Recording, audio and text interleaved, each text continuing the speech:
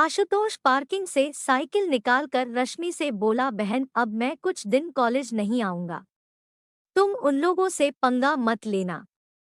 अपना ख्याल रखना। आशुतोष साइकिल पे बैठकर चला गया। रश्मि ने भी अपनी स्कूटी पार्किंग से निकाली और उस पर बैठकर आशुतोष के पीछे पीछे बढ़ने लगी।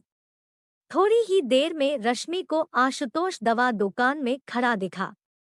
वो चुपचाप उसको देख रही थी। भैया थोड़ा रुई और एक डेटोल चाहिए था, आशुतोष ने दवा दुकानदार से कहा। जी देता हूँ। अरे इतना चोट कैसे लगा लिया? कहीं गिर गए थे या किसी से झगड़ा करके आ रहे हो? सिर्फ डेटोल से काम नहीं चलेगा, किसी डॉक्टर से भी दिखा लो। दवा दुकानदार ने डेटोल और रुई आशुतोष को सौंपते हुए उससे कहा।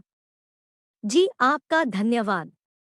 अगर घाव ठीक नहीं हुआ तो जरूर डॉक्टर से दिखा लूंगा। आशुतोष ने अपने फटे शर्ट से पैसे निकालकर उसको दिया और दवाई को साइकिल की हैंडल में टांग कर अपने घर के रास्ते की ओर बढ़ा जा रहा था। उसको ये नहीं पता था कि कोई उसका पीछा कर रहा है और उसकी हर हरकत पे अपनी नजर बनाए हुए है। अब उसकी साइकिल मुख्य मार्ग को छोड़कर संकरी गलियों में मुड़ गई। गली किसी बस्ती की ओर जा रही थी। गली के दोनों ओर छोटी बड़ी बहुत सी झोपड़ियां थी। उस गली में थोड़ी थोड़ी दूर चलने पर गाय का गोबर, कूड़ों का ढेर भी नजर आ जाता था। रश्मि आशुतोष का लगातार पीछा कर रही थी। उसको गली में गाड़ी चलाने में बहुत दिक्कत हो रही थी, क्योंकि कभी कोई गाय तो कभी कोई भैंस गली में उसका रास्ता रोक देती। फिर भी वो हिम्मत करके बिना रुके उसके पीछे स्कूटी को हाँक रही थी। एक टूटे हुए दीवार के अंदर आशुतोष ने साइकिल को घुसा दिया।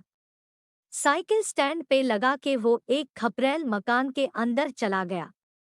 रश्मि ने भी वहीं दीवार से सटाकर स्कूटी को पार्क की और वो भी उस खपरेल मकान के भीतर दाखिल होने लगी।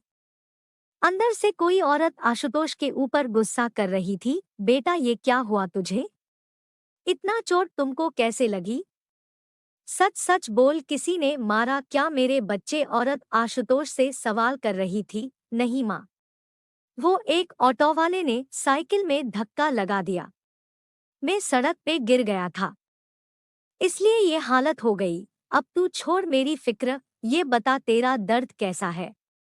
गर्म कपड़े से सैंक लगाई या सिर्फ काम ही करने में लगी हुई थी? आशुतोष अपनी माँ से बात कर रहा था, तभी रश्मि अंदर आ जाती है। अरे रश्मि, तुम यहाँ कैसे आ गई? घर नहीं गई बहन? आशुतोष ने रश्मि को देखकर आश्चर्यचकित होकर पूछा।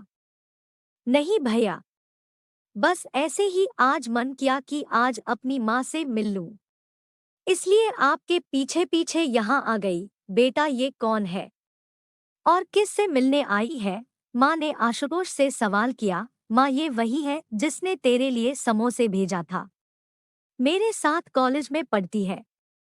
इसकी माँ नहीं है, इसलिए तुमसे मिलने आई है। आशुतोष ने खुश होकर रश्मि का परिचय माँ से करवाया। अच्छा तो वो तू है मेरी बच्ची, आ मेरे पास आ। माँ ने पास बुलाकर रश्मि को गले से लगा लिया। रश्मि के आंखों से आंसू झर झर के बहने लगे।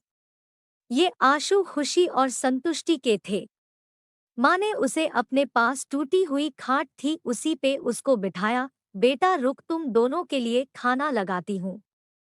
माँ रूम से सटे हुए किचन की तरफ चली गई। भैया आई एम सॉरी, मैं आपको बचा नहीं पाई। रश्मि आंखों में आंसू भरकर आशुतोष को बोली। अरे नहीं बहन, मुझे किसी से कोई शिकायत नहीं, मैं सब भूल गया और तू भी भूल जा। मुझे कुछ बनना है ताकि अपनी माँ का इलाज करा सकूं।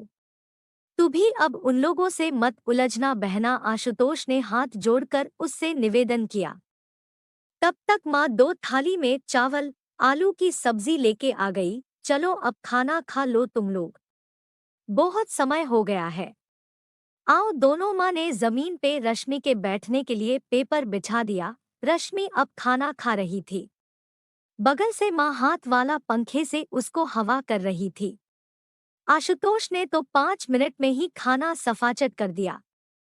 इधर रश्मि आराम से मजे लेके माँ से बात करते हुए खाना खा रही थी। दोनों एक दूसरे से बात कर रही थी। आशुतोष हाथ को पानी से धोकर बाहर में रश्मि की प्रतीक्षा कर रहा था। थोड़ी देर बाद रश्मि भी माँ के साथ बाहर आ गई। आशुतोष जा इसको सड़क तक छोड़ा। रश्मि तू फिर आना बेटी। तुमसे मिलकर बहुत अच्छा लगा। माँ ने रश्मि को गले से लगाया। फिर आशुतोष को उसको सड़क तक छोड़ने के लिए कहा। रश्मि ने माँ के पैर छुए और फिर आने को कह के अपनी स्कूटी स्टार्ट की और आशुतोष के पीछे पीछे गली से सड़क पे आ गई। भैया आपने आज मेरी दिन बना दी। आज जितना अच्छा खाना माँ ने खिलाया वैसा मैंने कभी नहीं खाया था। आप ठीक होकर कॉलेज आओ फिर मैं आपके साथ माँ से मिलने आऊंगी। रश्मि ने आशुतोष को हाथों से बाय का इशारा किया और आगे बढ़ गई। आशुतोष की साइकिल वापस अपनी गली की तरफ मुड़ चुकी थी। वो अपनी साइकिल को गली में पूरी रफ्तार से चला रहा था। अचानक एक अघोरी गली में से निकलकर उसकी साइकिल की ठीक सामने खड़ा हो गया। आशुतोष ने जोर की ब्रेक लगाई। साइकिल अघोरी के सामने खड़ी हो गई। बाबा देख के चला करो, चोट लग जाती आपको, आशुतोष ने उससे कहा। अघोरी अब ठीक उसके पास पहुंच गया। चोट तो तुझे लगी है बच्चा, तू बहुत भोला है।